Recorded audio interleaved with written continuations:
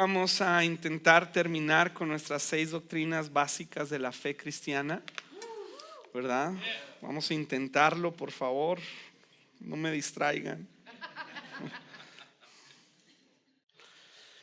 Vamos a repasar en Hebreos capítulo 6, verso 1 y 2, cuáles son las 6 doctrinas fundamentales de nuestra fe. Número 1, arrepentimiento de obras muertas. Número 2, fe en Dios. Número 3, doctrina de bautismos. Número 4, imposición de manos. Número 5, resurrección de los muertos. Y número 6, juicio eterno. Es bien importante que la aprendamos no simplemente como información, sino como verdades que se desprenden de la Escritura y que forman la verdad de Dios, y que nos ayudan a comprender la obra completa de Cristo. Muy bien, hoy vamos a ver juicio eterno. Cuando hablamos de juicio eterno, es una de las doctrinas, tanto el arrepentimiento de obras muertas, la fe en Dios, como la resurrección de los muertos y el juicio eterno, son doctrinas en las que la iglesia del primer siglo hacía mucho énfasis. Desafortunadamente, cuando oímos la palabra juicio, lo sentimos en el lado negativo, ¿verdad? Porque desde chiquitos nos enseñaron, pues en algunas casas, Diosito te va a castigar, pues te va a caer el juicio de Dios. Y sucede cualquier cosa en la vida de una persona y ahí está el juicio de Dios. Pero los cristianos del primer siglo lo tenían muy presente en su doctrina, porque esto les animaba a 2 cosas. Número 1, al temor de Dios, temor santo o sano, le voy a poner mejor, temor sano de Dios. Al pensar va a haber un juicio eterno, eso me mueve al temor sano de Dios, santo de Dios, donde no es que estoy esperando que Dios venga con un garrote y me dé en la cabeza, sino yo sé que un día me voy a presentar ante este Dios santo y eterno y voy a rendir cuentas de mi vida, de lo que yo he hecho. Y eso les alentaba en este temor sano. De ahí agarraban la fortaleza para vivir en santidad, junto con la adoración y otras cosas importantes. Pero número 2, también los alentaba al evangelismo.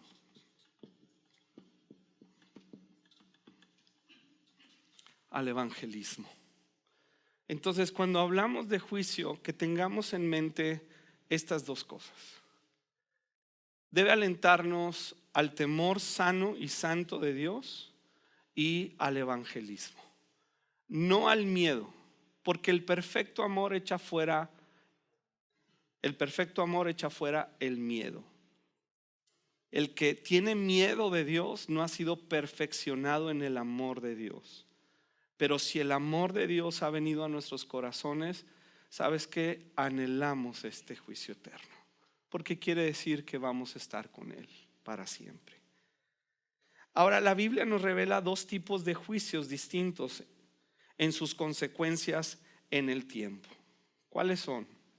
El primero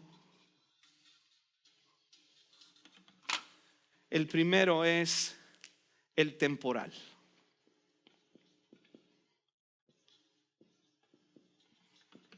No es eterno, ¿verdad? A diferencia del eterno, es temporal. ¿A qué se refiere por temporal? Pues que en esta vida no todo pecado de los hombres recibe castigo en la vida presente y no toda injusticia se corrige en la vida presente. Hay injusticias que no se van a resolver. Por eso la Biblia nos habla de perdonar, de poner la otra mejilla. Eso no quita que si alguien te está defraudando y te quiere quitar lo que es tuyo, tengas que defenderlo. Está hablando de una actitud del corazón. Pero el salmista, en el Salmo 73, nos describe cómo él batallaba con esto, al ver que los malos no eran juzgados por Dios, como que no les caía un rayo del cielo. Y Asaf, el dirigente de alabanza, wow, o sea, no era cualquier tipo. El dirigente de alabanza en los últimos años de David y a principios del reinado de Salomón, escribe un salmo, o sea, escribe una canción que dice en el versículo 3, Salmo 73, 3, dice: envidiaba a los orgullosos cuando los veía prosperar a pesar de su maldad. Pareciera que viven sin problemas, tienen el cuerpo tan sano y fuerte, no tienen dificultades como otras personas, no están llenos de problemas como los demás. ¿No te ha pasado ver gente así? Verso 10. Entonces la gente, los de a pie, se desanima y se confunde. Pues yo soy cristiano, yo temo a Dios, yo hago las cosas bien. Y mira, tal por cual es un defraudador, es un mal hablado, es un malvado. Ahí déjenlo, no se me aceleren. Se confunden al tragarse todas esas palabras y preguntan: ¿y qué sabe Dios? Wow. ¿Acaso el Altísimo no sabe lo que está pasando? Miren esos perversos, disfrutan de una vida fácil mientras sus riquezas se multiplican y no les cae un rayo del cielo. Y yo sé que defraudó, y yo sé que mintió, y yo sé que hizo lo malo, y míralo cómo prospera. En uno de los versículos, Asaf, componiendo esta canción, dice: prosperan tanto que hasta se les salen los ojos de la gordura. O sea, Asaf estaba bien amargadito porque veía la prosperidad de los malos. Versículo 16. Traté de entender por qué los malvados prosperan, pero qué tarea tan difícil. Entonces, versículo 17: entré en tu santuario, oh Dios, y por fin entendí el destino de los perversos. En verdad los pones en un camino resbaladizo y haces que se deslicen por el precipicio hacia su ruina. Al instante quedan destruidos, totalmente consumidos por los terrores. Está hablando del juicio final. Esto no nos alienta a nosotros, no nos debe consolar. Pero Dios que ve todas las cosas, no podemos tener esa alegría. Los primeros cristianos dijimos que esto los llevaba al evangelismo. Tenían un dolor, un pesar en el corazón por esa gente. Ahora debemos recordar que en este momento Dios está sentado en un trono de gracia. Así lo dice la Escritura en Hebreos 4:16. En un trono de gracia, no de juicio. ¿Qué sucede cuando algo malo viene a las personas? ¿Será el juicio de Dios? En lo personal, yo no lo creo. Porque dice la Escritura que Él está sentado en un trono de gracia. Un día se levantará del trono de gracia y se sentará en su trono de juicio. Y ahí sí, agárrense todos. Pero ahorita Yo creo que muchas personas recibimos la consecuencia de nuestras acciones y de vivir en un mundo caído y controlado por el pecado y por el diablo. Pero no creo que es el juicio de Dios. Esto no quiere decir que no haya consecuencias temporales por el pecado. Sin embargo, esas consecuencias temporales pueden inclinar nuestro corazón al arrepentimiento y evitar así un juicio eterno de destrucción. Mientras un ser humano esté en planeta Tierra, las cosas malas que le suceden por el pecado, por vivir en un mundo caído, pueden tocar a su puerta esas cosas para hacerle voltear a Dios y decir: hay esperanza. Primera de Corintios 5:5, hubo un caso. Primera de Corintios 5:5. Había en la iglesia de Corintios un hombre que estaba cometiendo una perversidad muy grave. Hasta da pena mencionarla. Ya usted ahí, si lo quiere ver, pues léalo en el capítulo 4. Y el apóstol Pablo les escribe, les dice: el tal se ha entregado a Satanás. Les dice: córranlo de la iglesia. A veces correr a alguien de la iglesia es gracia. Es la última oportunidad para que pueda recapacitar y arrepentirse.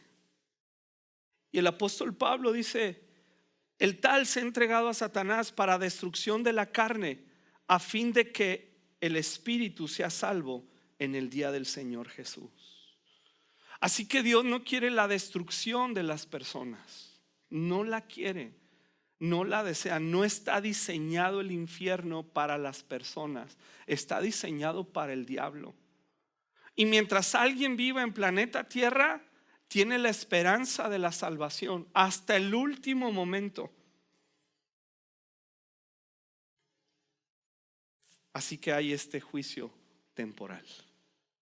Pero vamos al eterno, donde vamos a centrar el resto de esta clase.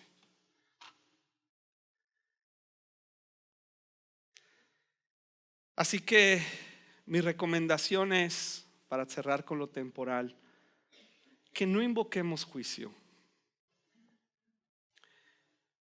Que no invoquemos juicio.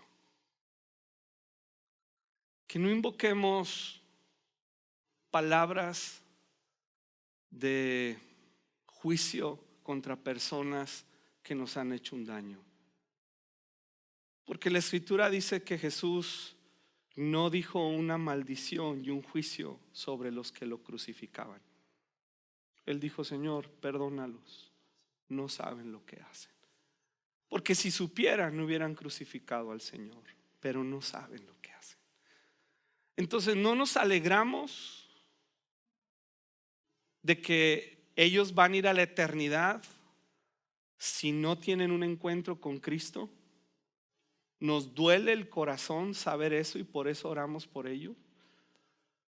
Y estamos atentos para llevar el evangelio, aunque sí va a haber consecuencias terrenales, obviamente. Pero vámonos al juicio eterno. ¿Qué es el juicio eterno? Es el momento en el que todo ser humano tendrá que dar cuentas a Dios de él mismo y de sus hechos, sean buenos o malos, para recibir las consecuencias eternas de ellos. Va a dar razón de él mismo y sus hechos.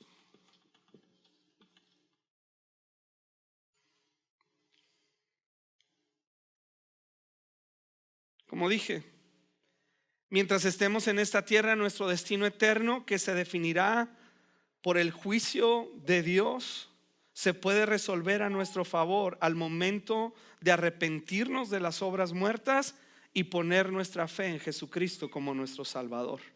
Al momento de morir, en el momento en que un ser humano muere, se sella su destino eterno. ya no hay nada que hacer. Hebreos 9:27 dice: de la manera que está establecido para los hombres que mueran una sola vez, y después de esto el juicio. Una sola vez y el juicio. Así que no hay purgatorio, no hay reencarnación. Nadie se puede bautizar por un muerto y sacarlo del infierno o del supuesto purgatorio. Una persona que deja planeta Tierra se muere, su destino eterno está sellado. No sabemos nosotros al 100% si una persona fue al infierno por el solo hecho de que no se llamaba cristiano, y debemos tener mucho cuidado en eso también. La Biblia nos dice que el que tiene al Hijo tiene la vida, el que no tiene al Hijo no tiene la vida. Pero son cosas que le pertenecen a Dios. Pablo en Gálatas capítulo 6 verso 7 nos dice: no se dejen engañar, nadie puede burlarse de la justicia de Dios. Gálatas 6:7. Nadie puede burlarse de la justicia de Dios. Siempre se cosecha lo que se siembra. Los que viven solo para satisfacer los deseos de su propia naturaleza pecaminosa cosecharán de esta naturaleza destrucción y muerte, pero los que viven para agradar al Espíritu, del Espíritu cosecharán vida eterna. Está hablando Pablo de la vida eterna, de un juicio eterno. Jesús habló del juicio eterno en Juan 5:22. Juan 5:22 al 30. Vimos Gálatas 6. Gálatas 6, 7 al 10. Y Juan 5:22 al 30. Dice: además, el Padre no juzga a nadie, sino que le ha dado al Hijo autoridad absoluta para juzgar, a fin de que todos honren al Hijo, así como honran al Padre. El que no honra al Hijo, por cierto, tampoco honra al Padre que lo envió. Les digo la verdad, todos los que escuchan mi mensaje y creen en Dios, quien me envió, tienen vida eterna. Nunca serán condenados por sus pecados, pues ya han pasado de la muerte a la vida. Y les aseguro que se acerca el tiempo. De hecho, ya ha llegado cuando los muertos oirán mi voz. ¿De cuáles muertos está hablando? De los que murieron, de los justos y los injustos que murieron antes de Cristo. Y cuando Cristo muere y baja al fondo de la tierra, estos muertos lo escuchan. De ellos está hablando. Continúa diciendo: cuando los muertos, de hecho ya ha llegado, cuando los muertos oirán mi voz, la voz del Hijo, y los escuchen, vivirán. También en tiempo futuro. Tiene dos cumplimientos esta palabra. Ese momento, por eso dice ya ha llegado, porque los muertos de antes de Cristo lo van a escuchar cuando Él descienda a las profundidades. Y luego dice: los que escuchen vivirán. El Padre tiene vida en sí mismo y ha entregado a su Hijo ese mismo poder para dar vida, y le ha dado autoridad para juzgar a todos, porque es el Hijo del Hombre. No se sorprendan tanto. Ciertamente ya se acerca el tiempo en que todos los que están en las tumbas oirán la voz del Hijo de Dios y resucitarán. Los que hicieron el bien resucitarán para gozar de la vida eterna, y los que continuaron en su maldad resucitarán para sufrir el juicio. Vamos a ver ahora entonces este juicio eterno, ¿cómo va a ser?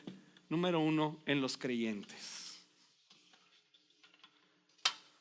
En los creyentes.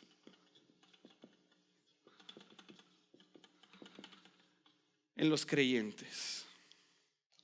Este juicio no será para determinar nuestro futuro eterno. Este ya se decidió en el momento que recibimos la justicia de Dios por la fe en Cristo Jesús. No será para ver si me voy a ir al cielo o me voy a ir al infierno. Lee ahí Romanos 3:21.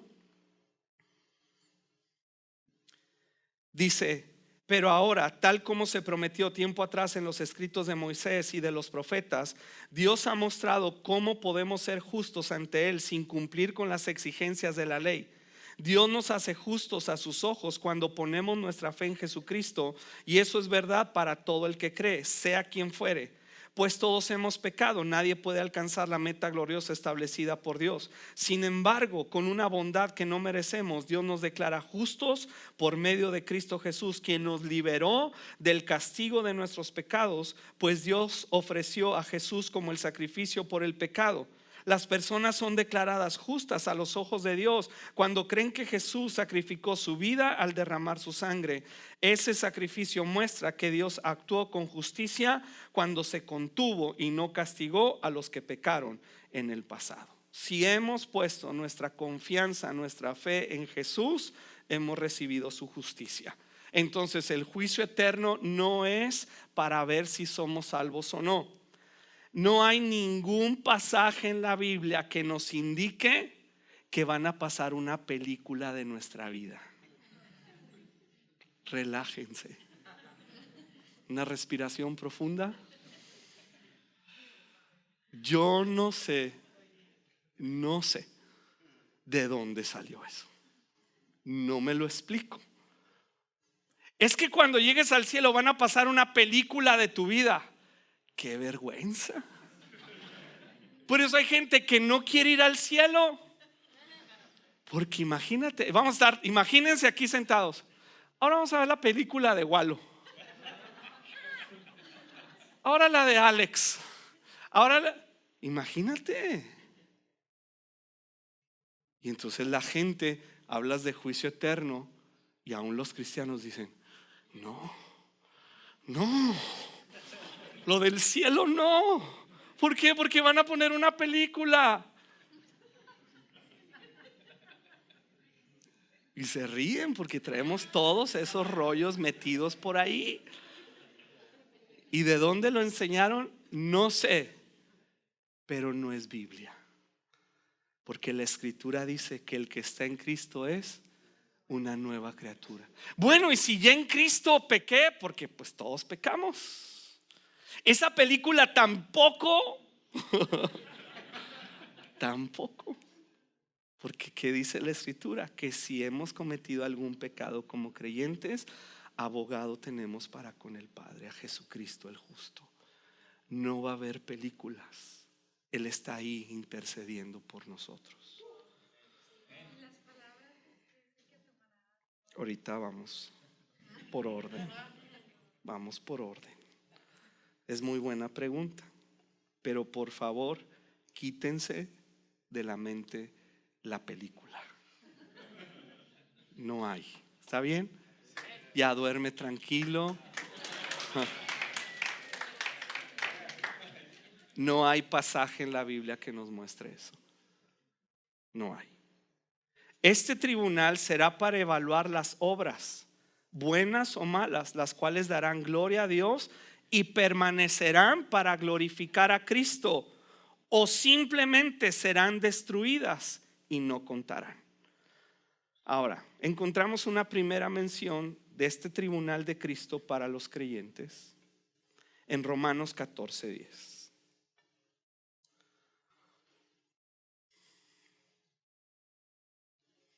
¿Por qué? Pregunta el apóstol, inspirado por el Espíritu Santo. Entonces es el Espíritu Santo, ¿verdad?, el que nos está hablando. ¿Por qué juzgas a otro creyente? No, yo no fui.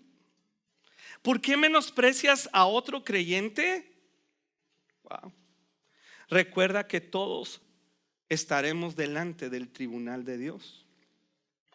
Pues dicen las Escrituras: tan cierto como que yo vivo, dice el Señor, que toda rodilla se doblará ante mí y toda lengua confesará a Dios y le dará alabanza. Es cierto, cada uno de nosotros tendrá que responder por sí mismo ante Dios. Así que dejemos de juzgarnos unos a otros. Por el contrario, propónganse vivir de tal manera que no causen tropiezo ni caída a otro creyente. Yo sé y estoy convencido por la autoridad del Señor Jesús que ningún alimento en sí mismo está mal, pero si alguien piensa que está mal comerlo, entonces para esa persona está mal. Si otro creyente se angustia por lo que tú comes, entonces no actúas con amor si lo comes. No permitas que lo que tú comes destruya a alguien por quien Cristo murió. Está en el mismo pasaje. Y entonces el contexto nos está diciendo de juzgar a otros, de las palabras que emitimos para juzgar a otro. Entonces cuando lleguemos con el Señor como creyentes, no se va a definir el juicio, pero sí se nos va a confrontar con la realidad de nuestra condición como creyentes y que pertenecemos al cuerpo de Cristo. Por fin la realidad de pertenecer al cuerpo de Cristo se va a hacer completa. Ahorita no le damos mucha fuerza a esta verdad, como decía yo el domingo. Este espíritu individualista nos ha hecho perder de vista que a Dios sí le interesa lo que decimos hacia el cuerpo de Cristo. Y que cuando yo llegue con Cristo me va a decir, a ver, ¿qué dijiste? Y entonces esas palabras de juicio que yo dije van a pasar por el fuego. Ahorita vamos a ver. Igual que las obras. Y se van a quemar. No van a tener ningún premio, ningún galardón, nada. Y vamos a comprender, híjole, no entendí. Pero no te vas a ir al infierno. Nada más Dios va a estar impartiéndonos la realidad de pertenecer al cuerpo de Cristo, porque vamos a estar juntos por la eternidad. Un tiempo en el cielo y luego vamos a bajar aquí. Y entonces Él quiere que entendamos que somos responsables de lo que decimos, de nuestras actitudes, de nuestros comentarios, en lo más secreto, en lo más íntimo de nuestra habitación. Y pone como ejemplo la comida. Ay, es que yo me acuerdo en el instituto bíblico, se hizo todo un rollo porque unos trajeron la morcilla, la sangre. Y unos que sí se come y no se come. Yo tenía tanta hambre que me la comí. Pues éramos estudiambres, no traías pero ni sal para un aguacate. Y yo leí en la escritura que todo es santificado por Dios, pues yo me lo comí. Me acuerdo el pastor Jesús Castelazo. ¿Cuántos han oído de Jesús Castelazo? ¿Verdad? Tremendo hombre de Dios que ha abierto iglesias en todo Chiapas, en las regiones selváticas de Chiapas. Nos tocó ir a visitar muchas de ellas. Y dice que un día él estaba en sus tiempos de recién graduado en el ministerio y tenía mucha hambre y no tenía que comer y estaba orando en su casa: Señor, el pan nuestro de cada día, dánoslo hoy.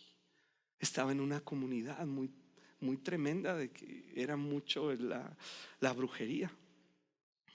Y pues ya termina de orar y cuando abre la puerta está una gallina negra muerta ahí y la puerta embarrada de sangre y todo el rollo. Entonces el hermano Castelar, no lo vieras al viejito, él dice que levantó sus ojos al cielo y dijo: gracias, Señor. Agarró la gallina y se la comió.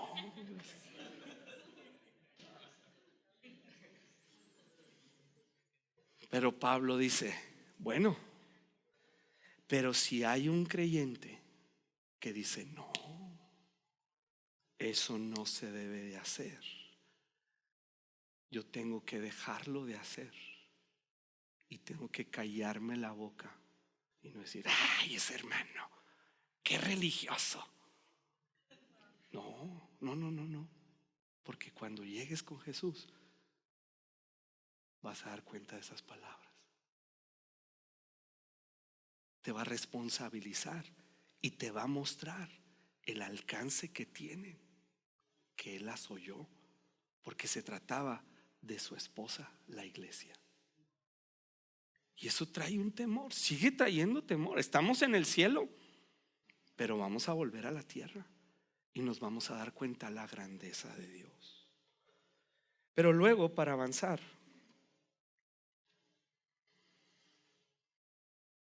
otra mención del tribunal de Cristo está en 2 de Corintios 5:10, que también lo enlaza con la vida de la iglesia.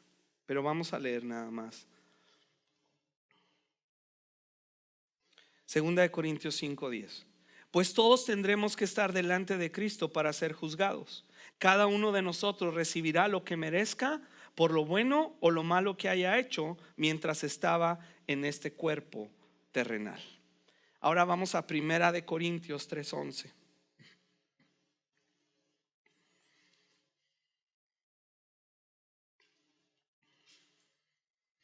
Nadie puede poner un fundamento distinto del que ya tenemos, que es Jesucristo.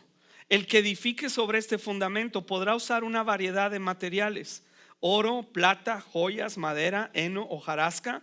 Pero el día del juicio, el fuego revelará la clase de obra que cada constructor ha hecho. El fuego mostrará si la obra de alguien tiene algún valor. Si la obra permanece, ese constructor recibirá una recompensa. Pero si la obra se consume, el constructor sufrirá una gran pérdida. El constructor se salvará. No se va a ir al infierno, sí se salvará, pero como quien apenas se escapa atravesando un muro de llamas. O sea, apenitas, ¿verdad? Porque tienes la justicia de Dios y no es por obras. Pero Dios está purificando a su iglesia hasta el último momento. Ahora, ¿qué es ese fuego por el que pasarán las obras que hicimos? Son criterios. Son criterios. Criterios. El fuego. ¿Qué es el primer criterio? Yo presento una obra. Aquí está mi obra, Señor. Órale. Póngale fuego. ¿Qué es ese fuego? El criterio. El primero es: Dios me mandó a hacerlo.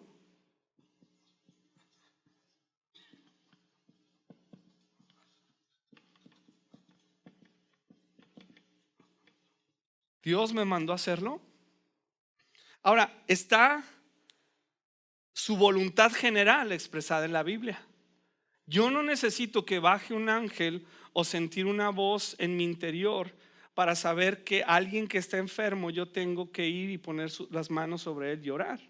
Para que alguien que está en necesidad, yo voy y le doy alimentos. Yo no necesito esa voluntad específica expresada por Dios. Es su voluntad general. Aquí está, órale, vamos, le damos. Pero también hay una voluntad específica de acuerdo a dones, talentos y llamado. Donde te llamó a ser pastor, o te llamó a ser misionero, o te llamó a ser empresario, o te llamó a ser médico, o te llamó a hacer algo y te dio capacidades y recursos para hacerlo, porque ahí Él va a establecer su reino. Yo te llamé a eso. No todos vamos a estar en la iglesia, no todos vamos a ser ministros en la iglesia, pero todos somos ministros afuera y adentro. Por eso somos un grupo de reyes y sacerdotes. Ministramos donde sea. No hay reyes y sacerdotes. Todos somos reyes y todos somos sacerdotes. Así que, reycitos, vamos a trabajar en donde sea, porque somos sacerdotes de Dios. Entonces, número uno, eso que hiciste, yo te mandé a hacerlo. En su voluntad general, sí. Y en mi voluntad particular, imagínate si yo pusiera en un estante. Imagínate que esto es un estante. Todas las palabras que he recibido durante mi vida cristiana.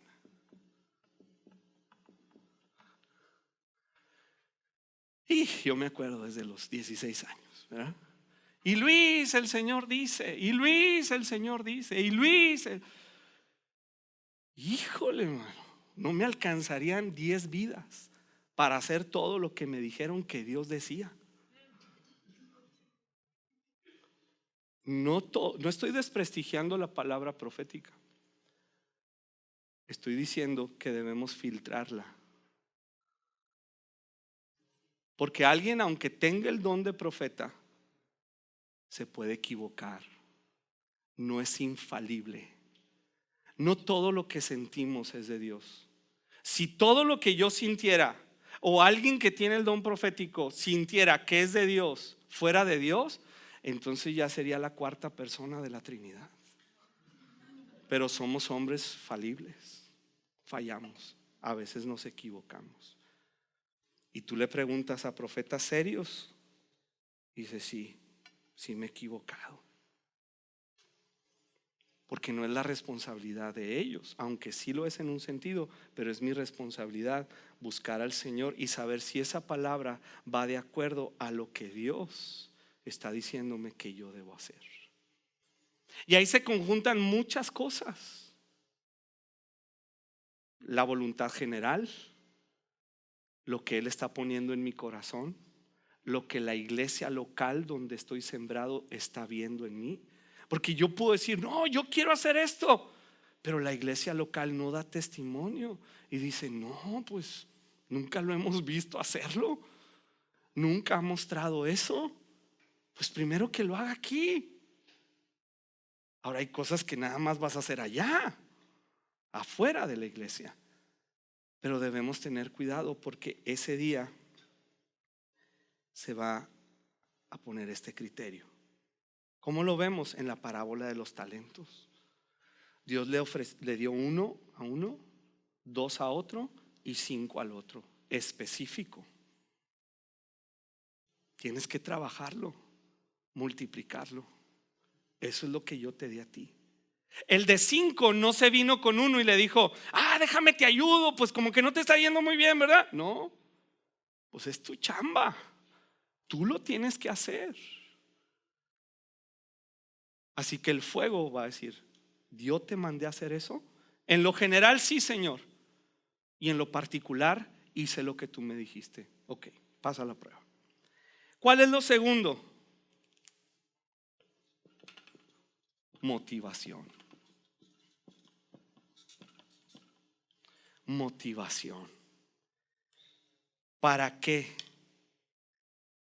¿Para ser visto y reconocido por los hombres o por Dios? Mateo 6 nos habla de dar, de orar y de ayunar.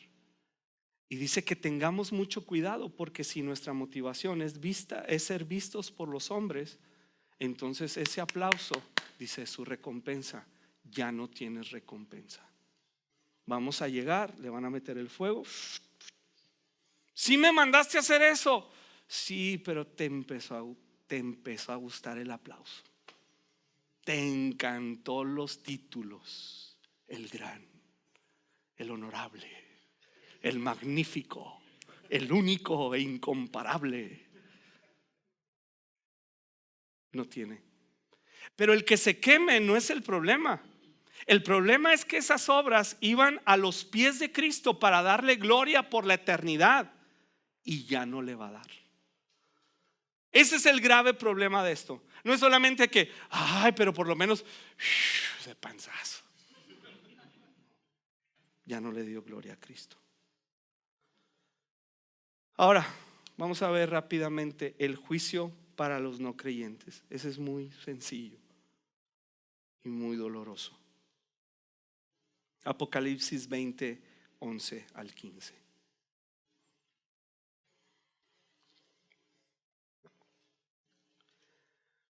Y vi un gran trono blanco y al que estaba sentado en él. La tierra y el cielo huyeron de su presencia, pero no encontraron lugar donde esconderse. Vi a los muertos, tanto grandes como pequeños, de pie delante del trono de Dios, grandes y pequeños. Está hablando los grandes nombres que conocemos de la historia y aquellos que ni sabemos que existen. De pie delante del trono se abren los libros, entre ellos el libro de la vida. A los muertos se les juzgó de acuerdo a las cosas que habían hecho, según lo que estaba escrito en los libros. El mar entregó sus muertos, o sea, los no creyentes, los entregó. La muerte y la tumba entregaron sus muertos y todos fueron juzgados según lo que habían hecho. Entonces la muerte y la tumba fueron lanzadas al lago de fuego. Este lago de fuego es la segunda muerte, y todo el que no tenía su nombre registrado en el libro de la vida fue lanzado al lago de fuego. Este es el final para los no creyentes. Esta es la triste realidad de ellos. El infierno no fue creado para seres humanos, fue creado para el diablo.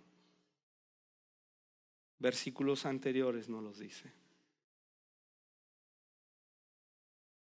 El que tiene al Hijo tiene la vida, el que no tiene al Hijo no tiene la vida. Es muy sencillo. Y entonces esta doctrina nos debe impulsar, número uno, al temor de Dios como cristianos.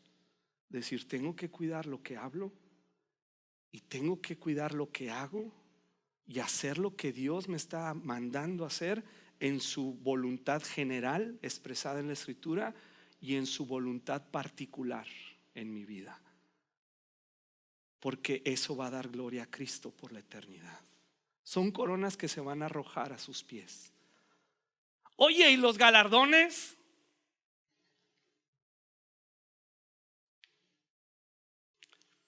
Yo no entiendo muy bien qué son los galardones. Al ver a Cristo, ¿qué tipo de galardón yo pudiera desear? ¿Una estrellita? ¿Un aplauso? ¿Qué? Pero yo creo que el galardón nos lo da a entender Cristo en la parábola de los talentos. Cuando le dice, buen siervo y fiel, sobre poco has sido fiel. ¿Qué es lo poco? Lo poco es cualquier tarea que hagamos en planeta Tierra a favor de Él. Lo poco no es ir a cruzar gente en la avenida. Y lo mucho es, eres fiel ahí, entonces Dios te va a poner a predicar como Reinhard Bonnke a millones en el África. Ese no es mucho y poco. Esa es nuestra medida humana. Poco es cualquier actividad que Dios nos ha mandado a hacer en su voluntad. Sobre poco has sido fiel, sobre mucho te pondré.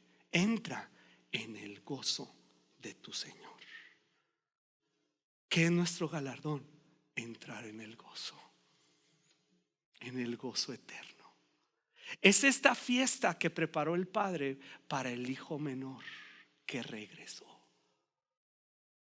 Es este gozo de estar con Cristo por la eternidad. Es donde Él es nuestro sol. Él es el que alumbra. Él es el que da vida. Es el que sostiene todo. Hasta ahí yo me quedo. De ahí en fuera, que galardones y viviendas, con todo respeto, me cuesta mucho trabajo comprender que una gran mansión está siendo preparada para mí.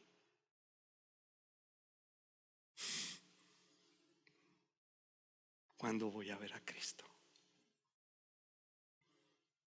Pero eso sucede cuando el evangelio se ha disminuido a un bienestar terrenal y queremos reproducirlo en lo celestial. Es Cristo. Él es nuestro galardón. Él es nuestro gozo. Él es nuestra libertad, nuestro libertador. Él es todo. Él lo llena todo. ¿Para qué quiero estrellitas, premios, casas? Pues casas aquí, hombre. Ahí por donde vivo hay unas bien padres que están vendiendo. Allá arriba, Él es mi hogar. Llegué a mi hogar. Llegué con Él. Así que esta doctrina debe causar el temor de Dios para cuidar lo que decimos, cuidar de no enjuiciar, no solamente a los creyentes, también a los no creyentes.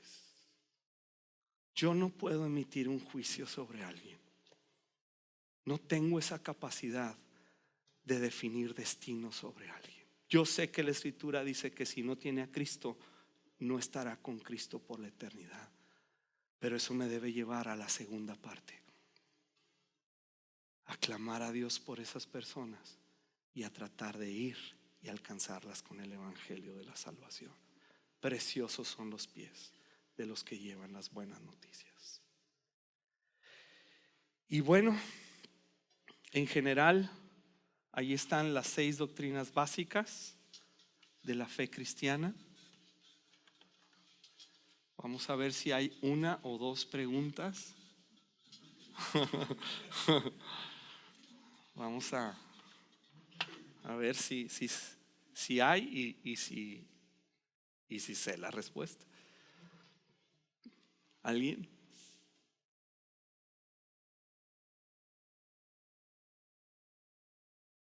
Bueno, no sé si muy claro o muy oscuro. Bueno, nomás quiero una pregunta que me hizo Said decirla aquí, porque es un tema que a veces también inquieta a los cristianos, de que podemos cremar a las personas. Igual, no hay un pasaje que nos indique que no. ¿Por qué? Porque es el poder de Dios el que los va a resucitar. O sea, alguien que murió hace 1000 años, alguien que murió en el circo romano devorado por un león, pues que está así de cuerpo entero, está hecho polvo. ¿Verdad?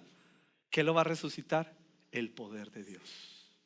O sea, Dios le va a decir al mar y a la tierra: dame esos muertos, y Él los va a levantar. Ese es el poder de Dios. Ya es cuestión cultural, si usted quiere cremar o no quiere cremar, si en nuestra cultura y en la familia se ve bien o mal. Son cuestiones culturales, que en el Antiguo Testamento no era una práctica, era una práctica de pueblos paganos. Estamos de acuerdo, pero estamos hablando de cultura bíblica que no podemos ignorar.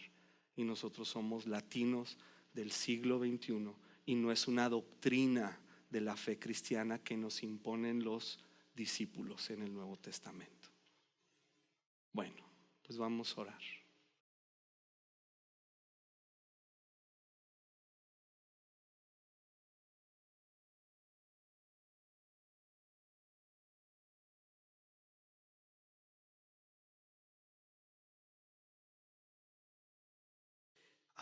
Yo creo que no, porque es el mensaje a la iglesia de la Odisea.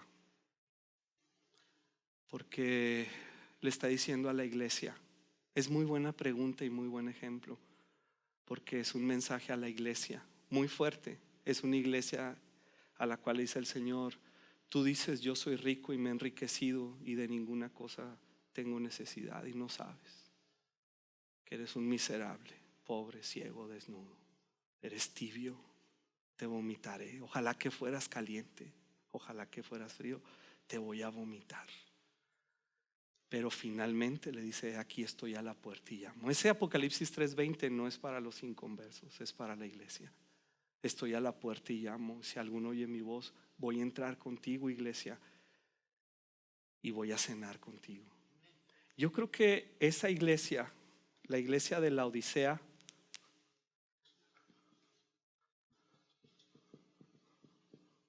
y Filadelfia, van a crecer juntas en estos tiempos. Yo no creo que sea trigo y cizaña, porque es iglesia, y Dios ama a la iglesia, ama a la Odisea. Pero yo creo que es una advertencia. ¿Para qué? Para que venga arrepentimiento, porque sí le da esperanza. Y yo creo que esta iglesia, en estos tiempos de mega prosperidad y mega cosas, va a sufrir un terremoto donde Dios no la va a dejar, pero nos va a enseñar como iglesia lo que es la verdad, junto con Filadelfia. Porque esta le dice, aunque es poca tu fuerza, no has negado mi nombre. Entonces yo no creo que se refiere a que ya perdió la salvación. Yo creo que va a venir un terremoto que la va a sacudir y la va a limpiar, porque finalmente Él se ha prometido que se va a presentar a sí mismo una esposa sin mancha, sin arruga, sin defecto. Muy buena pregunta. Vamos a orar. Padre, te damos tantas gracias, Señor. Te damos tantas gracias.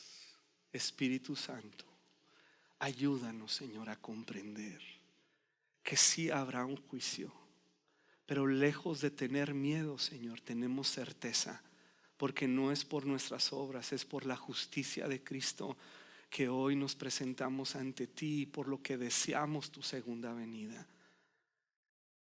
Otórganos este temor santo y reverente, y que las tareas específicas que nos has mandado a hacer, Señor, se lleven a cabo en este temor reverente.